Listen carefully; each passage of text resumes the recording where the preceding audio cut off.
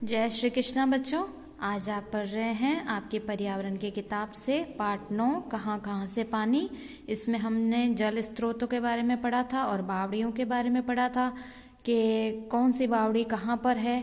ये मैंने आपको कहा था कि आपको अच्छे से याद करना है कि कौन सी बावड़ी किस जगह पे है। जैसे यहाँ पे रामदेवरा में है परचा बावड़ी। अब हम पढ़ेंगे बावड़ियों की तरह अनेक कुएं भी कलात्मक हैं। हमने अभी पढ़ा था पिछले वीडियो में कि बावड़ियाँ बहुत कलात्मक तरीके से सुंदर तरीके से बनाई जाती है। तो बावड़ियों की तरह अनेक कुएं भी कलात्मक है। कई कुएं ऐसे हैं जिनको भी बहुत कलात्मक तरीके से बनाया गया है। कुओं को बहुत सुंदर तरीके से बनाया गया है। कुएं गोलाकार होते हैं। कुएं कैसे होते हैं? एकदम गोलाकार। गोलाकार मतलब गोल आकृति के होते हैं। इनमें पक्की दीवारें बनी होती है। कैसी दीवारें होती है? एकदम पक्की दीवार बनी होती है कुओं में। कुओं से पानी कई तरीकों से निकालते हैं। कुओं से पानी कई तरीके से निकालते हैं। इसके पास बने चौकोर चबूतरे पर कलात्मक छतरियाँ, खेलियाँ और कुंडियाँ भी बनाई जाती है। इनके पास बने चौकोर चबूतरे पर जो कुएं बनाए जाते हैं ना, तो कुएं के पास में एक चौकोर चबूतरा भी बनाया जाता है और उस चबूतरे पर क्या होती है? कलात्मक छतरियाँ। कई सुंदर सुंदर कुओं के ऊपर कलात्मक छतरियाँ लगी होती है। खेलियाँ मतलब कि जानवरों के खाने के लिए कुछ उसमें खेलियों में डाला जाता है जिसमें जानवर खाते हैं। उनके खाने की सामग्री उन खेलियों में डाली जाती है। कुंडियाँ भी बनाई जाती है, यानी उनके पानी पीने की व्यवस्था भी की जाती है। तो पानी पीने की व्यवस्था के लिए और खाने पीने की व्यवस्था के लिए खेलियाँ और कुंडियाँ भी बनाई जाती है और उन कुओं पर छतरियाँ भी बनाई जाती है। बड़े बांध। समय के साथ बढ़ती जनसंख्या के लिए पानी की आवश्यकता की पूर्ति हेतु नदियों पर बड़े बांध बनाए जाने लगे हैं। समय के साथ बढ़ती जनसंख्या, अभी हमारी जनसंख्या बहुत बढ़ रही है, तो बढ़ती जनसंख्या के साथ पानी की जो हमारी आवश्यकता है उस आवश्यकता की पूर्ति के लिए नदियों पर क्या बनाए जाते हैं? बड़े बांध। नदियों पर बड़े बांध बनाए जाने लगे हैं। जैसे कि बांसवाड़ा में माही नदी पर और कोटा में चंबल नदी पर। बांसवाड़ा में कौन सी नदी है? माही नदी। और कोटा में कौन सा है? चंबल बांध, है ना, चंबल नदी। तो ये चंबल नदी और ये माही नदी बांसवाड़ा और कोटा में है। यहाँ पर क्या बनाया गया है? इन नदियों पर बांध बनाए गए हैं। ये विद्युत उत्पादन के साथ सिंचाई और पेयजल के स्रोत के रूप में काम आते हैं। बांध से बिजली बनने का तरीका आप उच्च कक्षाओं में जानेंगे। उच्च कक्षा नहीं, बड़ी कक्षाओं में जब आप जाएंगे आगे की, तब आप जानेंगे इसके बारे में कि बांध से बिजली कैसे बनाई जाती है। लेकिन अभी आपको ये जानना है कि हमारे जो जनसंख्या बढ़ रही है तो सबके लिए पानी की आवश्यकता है। सबको पानी की आवश्यकता है। तो उसकी पूर्ति के लिए क्या किया जाता है? नदियों पर बड़े बड़े बांध बनाए जाते हैं। और ये बांध क्यों बनाए जाते हैं? क्योंकि बांध बनाएंगे तो वहाँ उस पानी से क्या लेंगे हम? बिजली उत्पन्न करेंगे और फिर वहाँ पे विद्युत उत्पादन। विद्युत का मतलब वो बिजली। विद्युत का मतलब क्या होती है? बिजली। तो वहाँ पे विद्युत का उत्पादन होगा और उसके साथ साथ बांध बनाने से हमको सिंचाई और पेयजल के स्रोत के रूप में काम आते हैं वो बांध। हमको सिंचाई के लिए भी उस बांध में से पानी मिलता है और पेयजल यानी पीने के लिए पानी उसी वहीं से काम आता है।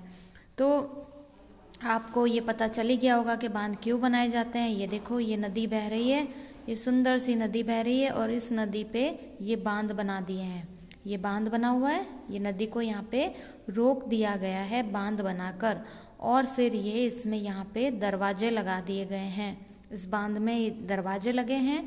फिर जितनी आवश्यकता होती है उतने दरवाज़ों को खोल दिया जाता है। जितनी पानी की आवश्यकता होती है उतने इसके गेट खोल दिए जाते हैं और बाकी गेट को बंद रखा जाता है। तो इसके तो अभी सारे गेट खुले हैं। देखिए कितना अच्छा तरीके से ये बांध का पानी आ रहा है। तो यही पानी सिंचाई में और पेयजल के रूप में भी काम आता है। और ये कौन सा बांध है? ये माही बांध है। अब हमने क्या सीखा? हमने ये सीखा कि जो कुएं हैं, जो बावड़ियां हैं, ये सब हमारे क्या है? जल के स्रोत हैं। हमें हमारे जलाशय व उसके आसपास की जगह को साफ रखना चाहिए। हमें हमारे जो जलाशय हैं और उसके आसपास की जो जगह हैं उनको कैसा रखना चाहिए, हमेशा साफ रखना चाहिए। गंदा रखेंगे तो फिर पानी की हमको ही परेशानी का सामना करना पड़ेगा। बांध सिंचाई, विद्युत उत्पादन व जल स्रोत के रूप में काम आते हैं। ये जो बांध होते हैं ये हमारे लिए सिंचाई के लिए, हमारे विद्युत उत्पादन यानी बिजली बनाने के लिए व जल स्रोत के रूप में काम आते हैं। जाना समझा बताइए।